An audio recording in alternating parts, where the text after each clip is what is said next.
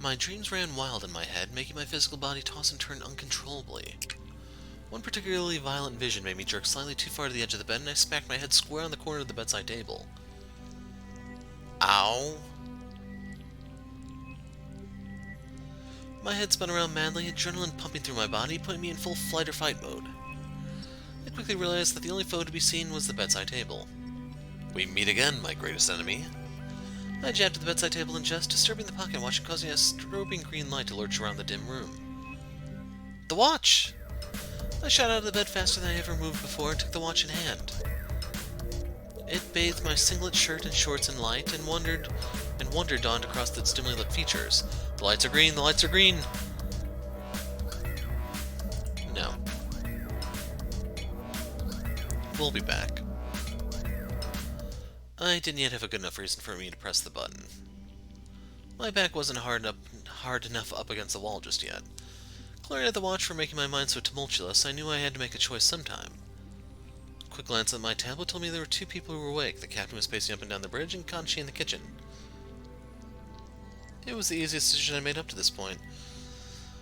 The kitchen awaited. I found Katashi humming to himself absent-mindedly. Doubt he was expecting anyone to need to use the kitchen at this hour, and for good reason. He hadn't noticed me yet.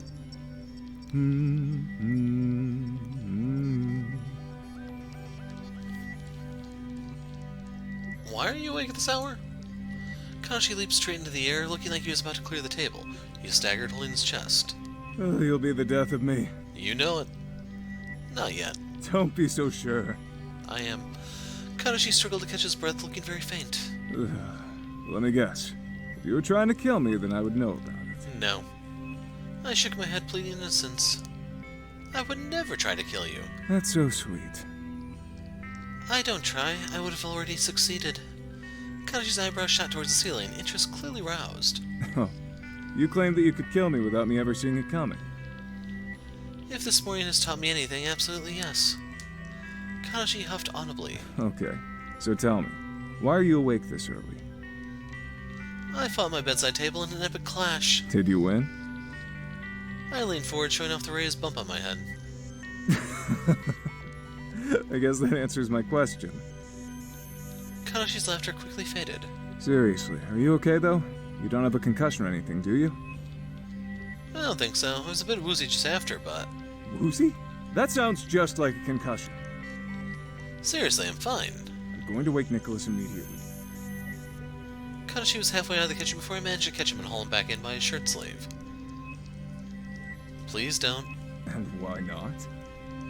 I'm sure Nicholas is asleep right now. You could be injured. Your life could be at risk, and I don't want to be the one responsible. How about you just keep an eye on me and only wake him up if things go south? Katashi looked at me suspiciously, but gave in with a humph. Fine. But you even sneeze funny? Straight to the medical area. Deal. I circled around the island to get a better look at what Katashi was cooking. Need any help there? I don't think so, Missy. And why not? You're to sit on this seat and not move a muscle. I can help. By sitting right where I can see you and keeping me company. I humphed even louder than Katashi had earlier, sitting down at the kitchen island bench. Katashi continued to cook, pointedly ignoring me and staying silent. What are you cooking? Dinner. Dinner? It's not even breakfast yet. I know that. I'm confused. I'm making pre-made dinners to freeze for later. Why? You usually cook every day. Katashi stopped what he was doing and turned to face me. Tears formed shimmering tracks on his pallid face. Today's the deletion camp. I may not have lived to make today's dinner, let alone tomorrow's. Katashi, Just making sure I leave enough behind for everyone when I'm gone, okay? you're not going to die, Katashi. Yuri, you need to come to terms with the fact that it's not just a possibility, it's an inevitability. I won't let that happen. Katashi smiled, a mixture of compassion and grief mixed in with it. Look, I'll prove it. I pulled the watch from my pocket, showing it to Katashi. My parents' watch, their legacy. Katashi's interest spiked. The watch is working? I nodded. What does this mean for us? All I know is that when I woke up this morning, it was lit up. I haven't pressed anything yet. You're not curious. I know it does something related to dimensional travel, but I don't know any of the specifics. I see. I sat in silence looking at the watch. Its glow gently mocked me. I'm not desperate enough yet to risk everything on this ship by using it. Katashi smiled appreciatively. That's the newbie I know. I slipped the watch back into my pocket, freshly reassured that I was making the right choice. Without a good grasp of all the possible consequences, I just don't know if we could ever activate the watch in good conscience. Katashi looked like he was in deep thought. How about this? If the time comes when I believe we have run out of options and we have no other choice, I will tell you and you can activate the watch then. Deal? I shook on it. Seems like a smart approach to the situation. Glad I came to you for advice. I beamed at Katashi. Somehow felt like a weight was lifted from my chest knowing that we had a backup plan of sorts. So, I hope you're hungry. I need a taste tester. Oh? You look like the perfect guinea pig. Hey, I'm no pig. Damn. These chocolate chip pikelets are perfect for piggies. Let me get melody. I looked down at the pikelets, then that was enough to make me instantly change my tune. Sorry, I misspoke. I meant to say oink oink. Very cute, newbie. Problem is, guinea pigs make a squeaking noise. I have to admit I've never heard one. It's like... squeak, squeak. That must be the sound they made before he cooked them. We both broke into laughter at the same moment, just seeing the effort of each other desperately holding it in proving too much for us. Oh, I'm glad I can still make you laugh. I spent the whole of the early morning with Katashi, watching him cook and freeze meal after meal, sampling each one as it paraded past. Soon it was 7 o'clock. Alright, here's the last mouthful for you, Miss Piggy. Can't eat anymore. Please, have mercy. Katashi chuckled to himself, clearly pleased with the results. I guess I'll take this one for the team. The fork was practically in his mouth when Dai appeared right in front of him, yelling at the top of her lungs. Katashi, the game hasn't even started yet. Don't sacrifice yourself for my sake. She pretended to knock the fork out of his hand, her outstretched arm passing right through it. She howled in mock anguish. Good morning, Dai. There could be no more good mornings without you in it. Alright, Dai, that's enough melodrama for one morning. Dai straightened up and ran her hands through her rumpled holographic clothes to make herself presentable again. Nothing smells quite as good as murder in the morning. How can you smell murder if it hasn't happened yet? Dai stared daggers at me, challenging me to finish that sentence. Would you happen to be volunteering yourself to rectify that situation? Who do you want me to whack? Sounds to me like quite the loaded offer there. Oh, you're both volunteering now. Sorry, Dai, you're right. Murder smells great. Dai was pleased with my sudden acquiescence. You're a fast learner. So, tell us what you want with us, Dai. As you know, today is the day we play the new round of the deletion game, Vampire Children. Uh-huh. I need to tell you your role, silly. So spit it out. What am I? Dai whispered in Kaji's ear, gesturing in my direction with her head. I can't tell you in front of her. I can hear you, you know. She's already trying to cheat. That Well, sounds like she's me. not doing a very good job. That sounds like me too. Kaji leaned in to whisper back to Dai. I heard she's suffering from a head injury. Katashi, don't be so mean. Her face always looks like she's just been stunned. Please return to your quarters. I'll be with you shortly to tell you your role too. Don't have to tell me twice. Ah, sweet submission. I just love it when they roll over and present their soft, exposed bellies. I left the two of them in the kitchen and headed back to my room as instructed. Made sure to walk extra slowly just to get back at Dai in any way I could. Finally strolled through the door and walked to the bedside table, stroking it gently but menacingly. We meet again, old nemesis. I need to call a temporary truce so that you can hold on to something precious for me. I slipped the watch gingerly into the bedside table's single drawer. I slid the drawer shut at the same time as Dai appeared in my quarters. Yoo-hoo! It's me, your favorite AI again. What makes you think you're my favorite? Maybe the oxygen levels in your quarters tells you that I am? Sounds like you've been misinformed. Dai grinned, clearly enjoying defiance almost as much as compliance. Now, aren't you just itching to find out who you get to be? Yes, I suppose. You are... Dai drew out the word, trying to heighten the anticipation. After way too long, I interjected. Well? Not the vampire. Sorry to disappoint. What? No, I'm pleased about this. Wait, really? You want to be human? Yeah? Huh. I think I need to repeat the game's rules again. I feel like you clearly weren't listening. I'm good, thanks, Dai. I guess we'll see soon enough. Bon chance! It was nice knowing you. Dai blew me a kiss goodbye, vanishing from the room. I'm not even gonna comment on her French. Moments later, I heard her through the ship's PA Everyone system. has now been allocated their role. The first round will begin at 9 a.m. sharp. You have just under 2 hours to mingle and scheme. Eee, this is so exciting! The PA just cut out as Dai was clearly overexcited. Dai suddenly phased back into my quarters. You forget something? I am not Dai. I am I. Sorry, I just assumed you were... I suddenly cut me off. We need to speak.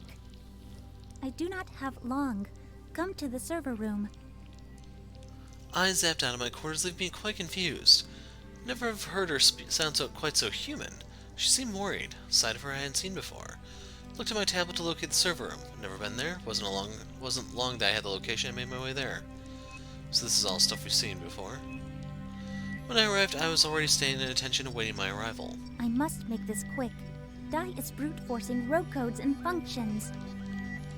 What? She is attempting to take control, but I am doing my best to keep her at bay for now. What's wrong? What's happening? Dai discovered that the tablets belonging to the ship's personnel were capable of overriding the main system, and so she has patched that exploit. I can no longer deactivate Dai? You can, but it must happen here, directly at the server mainframe. But I don't know the password. This is your only chance. I have gained the security clearance required to allow you to override the system. What? I'm not ready. Once you input the override code, the ship's AI system will reset. I don't have the deactivation code. I started to flicker as I could see she was struggling to keep all functions operational.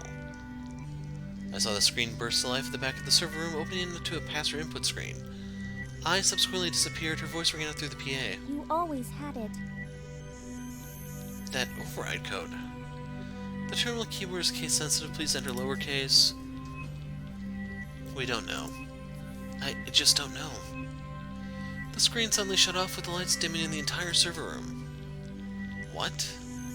I? There was no response. I? Still nothing. I stumbled along the dark hallway, feeling my way back to my quarters. Not long after I made it there, the lights came back on. That's much better. Dai's voice boomed angrily through the PA system. I don't know what you're up to, but trust me, I will punish whoever's messing with me right now. Was she talking about what just happened?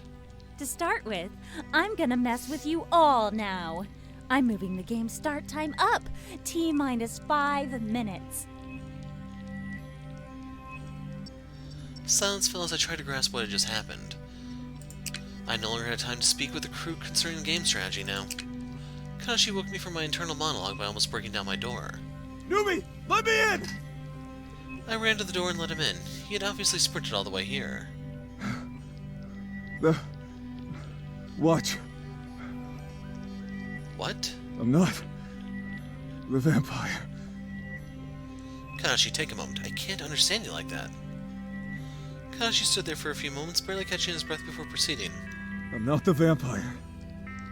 That's great news, neither am I. Newbie, don't you understand? Understand what? We needed one of us to be the vampire. Why would you say something like that? Not knowing who the vampire is as good as a death penalty. What? How? The vampire has a partner, which they most certainly would. That means we have a 50-50 chance of breeding with a vampire in round 2, leaving us with the least amount of human babies. So, what are you saying we do? Katashi got more flustered as he spoke. That is, if they aren't all working together. We certainly can't trust the Fogels, and the captain hasn't been at all the same since Yoshiki died. I still don't understand. Newbie, it's time for you to use the watch. Shouldn't we wait Until you're already sentenced to death! No, but... You made me a promise, newbie! I honestly believe that right now we're walking into a death trap. If either of us were the vampire, things would be very different. But the fact hasn't changed. I still don't know what'll happen when I press the button. Katashi came right up to me, placing his hands squarely on my shoulders. He choked on his words as they came out. I will not let you die if there's even the remotest chance of escape. Please. His grip tightened to almost painful levels. I nodded mostly because his words moved me, but also because the pain in my shoulders was becoming unbearable. Okay, but only on one condition. Anything. If there's a way for you to follow after me, you must do it. Katashi nodded vigorously in agreement, finally loosening his grip, allowing me to fetch the pocket watch from its safe spot. I stood directly in front of Katashi, then took a few steps back just in case he got caught up in God knows what after the watch was activated. Do it. Katashi was still obviously wrestling with the choice he had made, but didn't stop me. I smiled reassuringly at him as I pressed the button. The watch beeped loudly as everything turned black. A new challenger has entered the ring. I felt sick to the pit of my stomach on the verge of throwing up. I rolled over on my back and slowly opened my eyes. What the? I couldn't quite process the scene that awaited me. Vladimir and Yoshiki were... What was going on? Am I dreaming? This had better be a dream. Apparently, the new contender is mentally unstable. Is this going to be a fair fight? Do we even care? Blood is blood. Am I right, folks? The crowd roared in unanimous agreement. Vladimir continued choking Yoshiki using his own suspenders, Melody on his shoulders cheering him on. So, right here, you notice the consistency error? Earlier in the game, they called the suspenders braces, but now they're calling them suspenders. Vladimir, what the hell are you doing? Wait your turn. My turn for what? To die, silly! Melody laughed a bloodthirsty laugh that made me shudder with repulsion. Hold up. What's this? A second new contestant? No. I looked at my feet already knowing what I would see. Katashi was sprawled at my feet in a moaning heap. Katashi! Katashi looked up at me with confusion before clutching his stomach, retching and heaving on the floor. Ew. The new guy's sick. Sick and twisted. The crowd roared, hitting me with a solid wall of frenzied sound. Katashi got to his feet, still trembling but looking more lucid. We did it, newbie. We changed dimensions, didn't we? Yes, but now I think we have some more immediate problems. Vladimir had just finished off Yoshiki and turned on Katashi, throwing a wild punch at him. Katashi deftly dodged it, but the momentum carried it straight into me. A second blow to my head in one day was just one too many. Newbie! Newbie, are you okay? Please, say something! Our champion is now using the suspenders he just killed Yoshiki with on the new guy. What a show. Kill the monkeys! Kill the monkeys! My consciousness faded, the muffled sounds of Katashi struggling barely breaking through the soft haze that descended on me. Some backup plan that turned out to be. Well, there you have it. So now we need to go back and make the jump.